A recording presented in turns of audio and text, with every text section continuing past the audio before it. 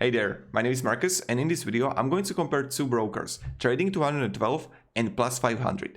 First, I'm going to talk about what is my opinion on both of these platforms. Then I will talk about the fees, account opening, markets and product, design of the applications, and also the security on both of these brokers, yada yada. You know how it goes. So let's just start.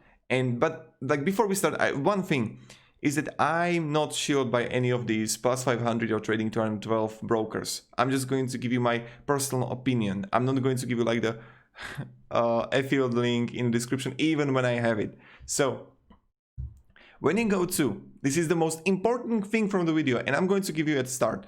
When you go to Plus500, this is user agreement. You're gonna read amazing thing.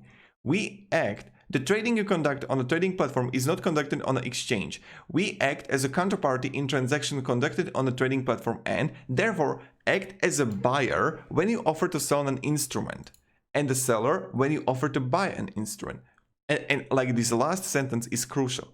The prices we offer on the trading platform might not be the best prices available. Do you know what this means? Let's think. This means that you are not going to buy a CFD, the contract, on a market value, but the value that Plus500 is providing you. And let's go deeper. Let's say that you buy in a good price, and you see when you watch from different on Robinhood, Trading212 and whatever, is that you want to sell something, but you see that the price just struck up higher. And even when the price is same on all the other markets and all the other platforms, Plus500 is going to give you higher price. So if you're gonna sell, you're gonna lose money. And this is crucial information that just be really careful. You can choose Plus500, but be careful, please, for me. And Trading212, I want to show you something. This is the platform of Trading212. And the fees are completely it's free. Stocks, ETF, free.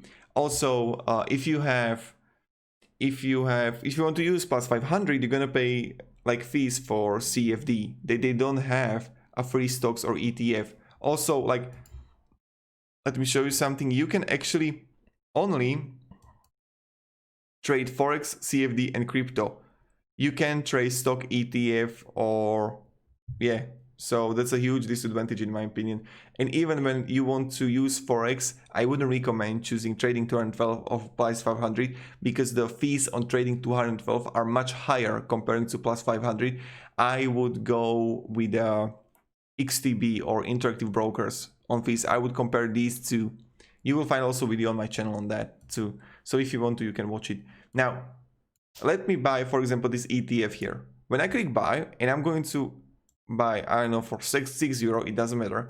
When I'm going to review order, you can see that the cost is only 6 euro and the commission is free, that I'm not going to pay anything at all. And I'm going to buy it on a market value, not on a value that the site is providing me. This is crucial. And this is what I think about it. You shouldn't use Plus500. You shouldn't.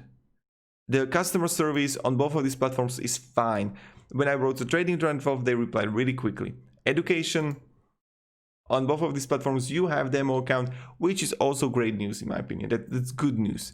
And then the safety, both of these platforms are actually safe in my opinion. But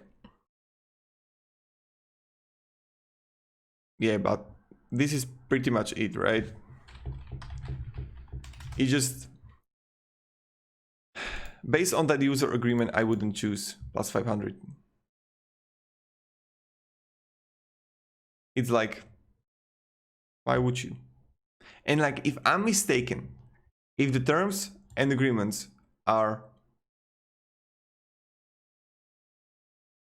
different, but this is on their site, the user agreement is here. And you can see it by yourself. The prices we offer on the trading platform might be the best prices available. How can you write that? It's ludicrous. But okay, you do you guys. I'm just giving you information what you should do. Don't use Plus500. Use XTB when you actually buy on a value on the market. So yeah, have a great day and goodbye.